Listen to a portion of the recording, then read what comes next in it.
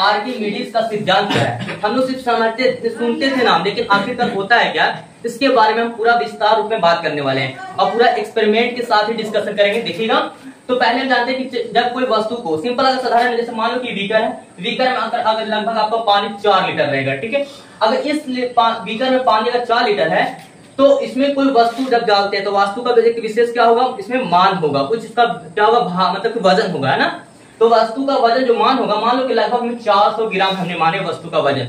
अब जब डालते हैं तो ये सिर्फ वस्तु ही नहीं बल्कि कुछ मनुष्य या आदमी भी जाता है तो उसका वजन घट जाता है। तो एक्चुअली में क्या होता है इसका रीजन देखिए, जब हम वस्तु अगर 400 ग्राम रहेगा, जब इसे पानी में डालते हैं तो वस्तु का वजन लगभग हमें कम ही महसूस होता है। लगता है कि अगर 400 ग्राम का है तो 100 ग्राम महसूस लगभग में ऐसा अनुमानित लगता है। लेकिन क्यों, ऐसा क्या रीजन है? देखो, तो जब हम बीकर इसमें जानते हैं कि पानी अगर डालेंगे वस्तु तो कुछ पानी अगर पानी लेयर जो है ऊपर की सतह रहेगा तो पानी बह जाएगा और उस पानी को विस्थापित कर इस वस्तु क्या होगा, अंदर आएगा और जहां बस आएगा तो उसका डेंसिटी घनत्व बना लेगा अपना, ठीक है।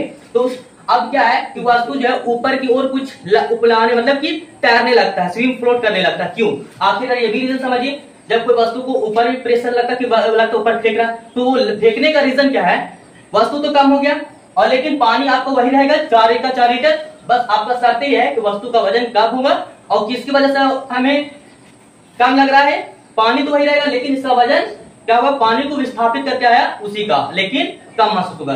देखिए, अब ये वस्तु को ऊपर मतलब कुछ कैसे होता है ना, नीचे बल लगता है, नीचे बल लगता है जिसको हमने यहाँ पे दिखाए एरो लगा के उत्प्लावन बल, क्या बोलते हैं, उत्प्लावन बल। तो इसी तरीके से हम समझ गए, देखो वही सारी पॉइंट यहाँ पर लिखा हुआ है, देखिए हम पढ़ते हैं।